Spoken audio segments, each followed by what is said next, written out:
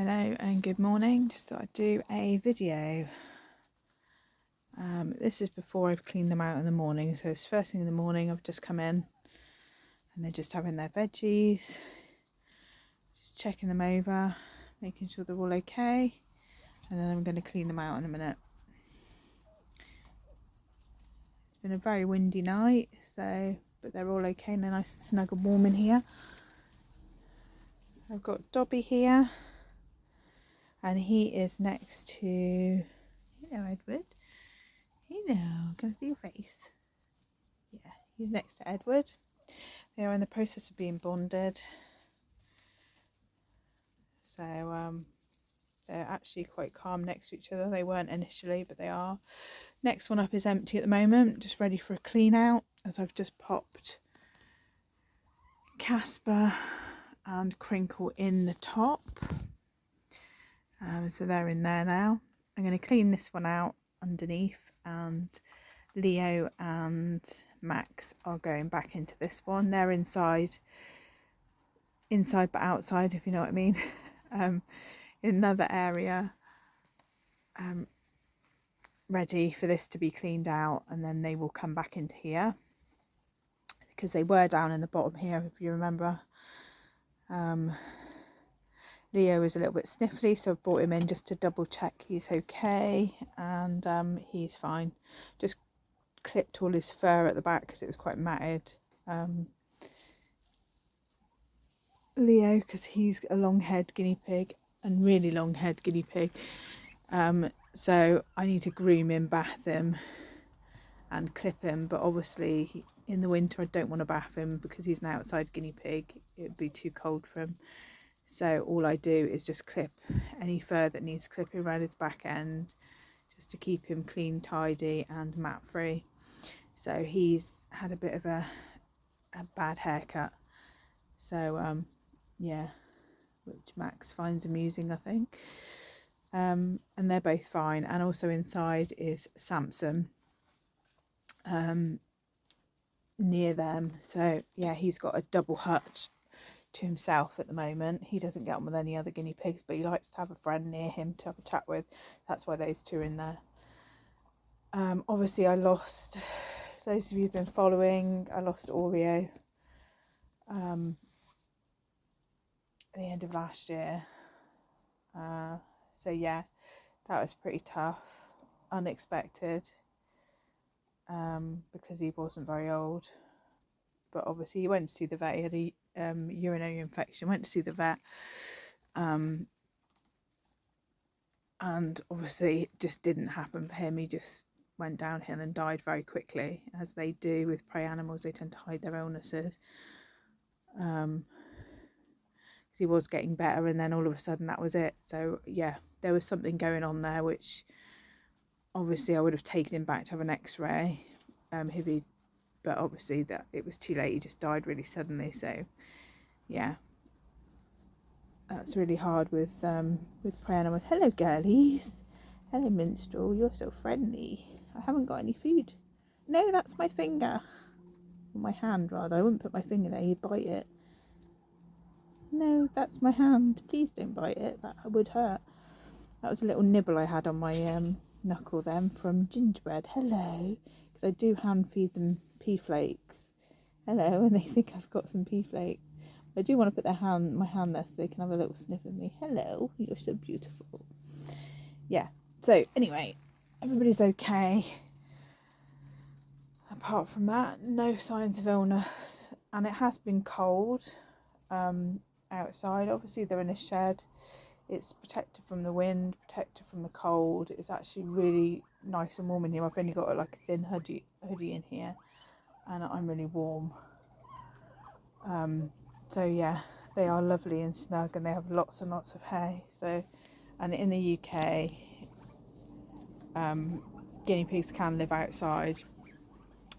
I personally wouldn't have mine in a hutch outside, but that's just me. Everybody each their own. But I have had guinea pigs when I was younger living outside in hutches when nobody knew any different, and we used to bring them in in the cold weather just for a night and you put them back out there. Well, you wouldn't do that now because of the heat. In the cold, the temperature change would kill them, which back then, you're looking like 30-40 years ago, well 30 years ago, nobody knew any different. So, but obviously it's come a long way with guinea pig care, and small animal care now, so which is good. So yeah, so I've got them in a shed set up. A lot of sheds, they have you know, high-tech insulation. I have got insulation as in like paper down the side of there and stuff, and obviously this on the shed, but they do need ventilation, so you've got to have like some areas of the shed the air can get into.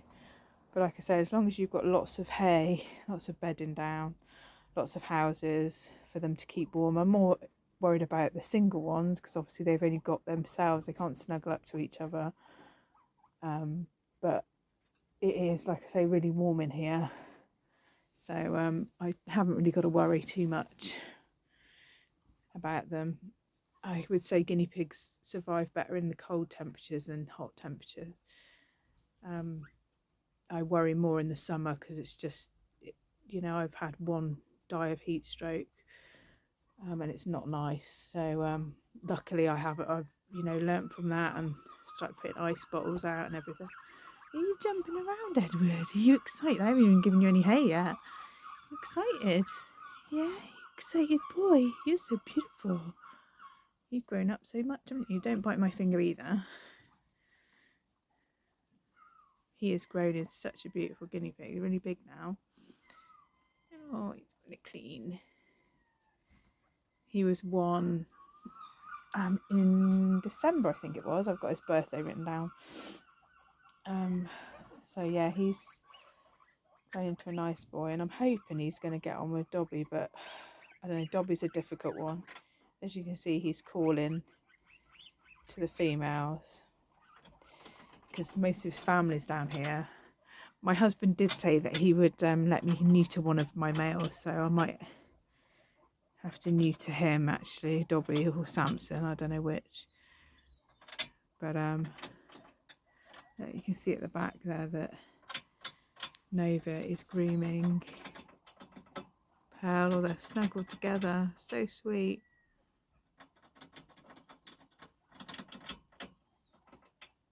Oh, she's really like nudging her so she'll groom her again.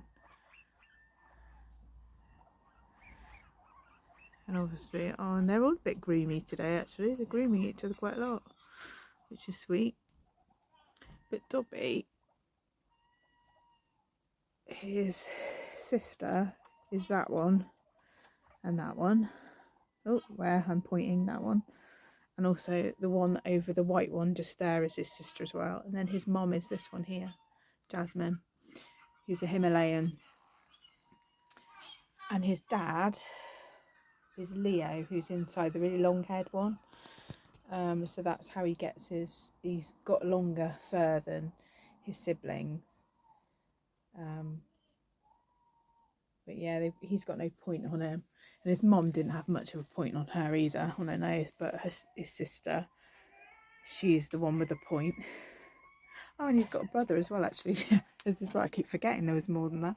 It's his brother Casper who's got the point, like his sister. They look very similar, Pearl and Casper. So yeah, they're completely different. And that's what I love about like a guinea pig litter. They're all completely different.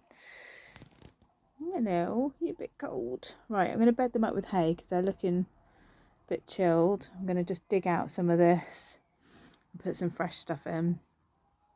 And I'm getting some dry mix as well because they've had their vegetables which have gone in the blink of an eye.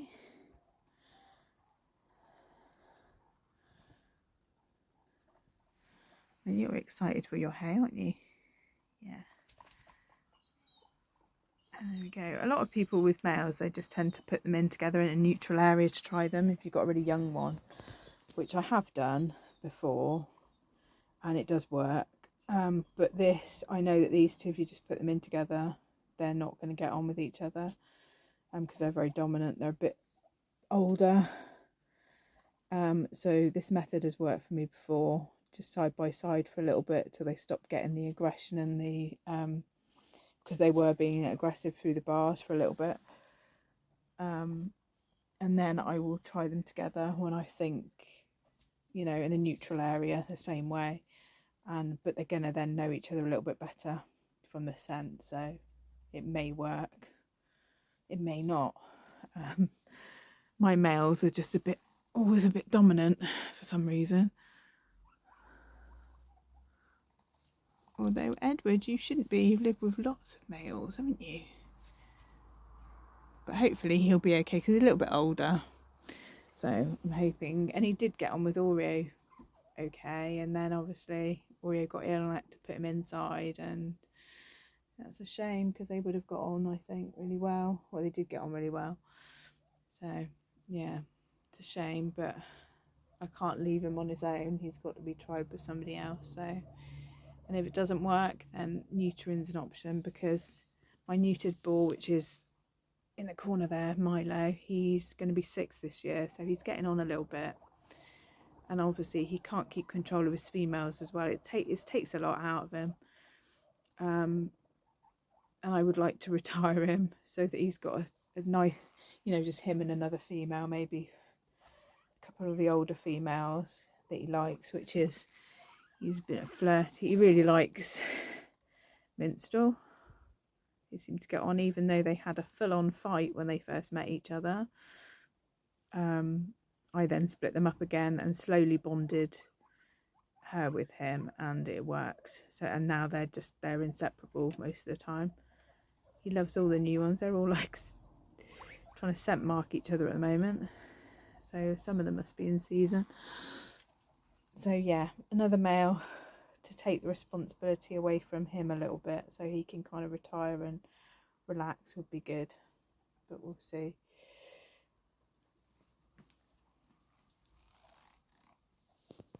Right, so thank you everyone for watching, and I will do another video soon.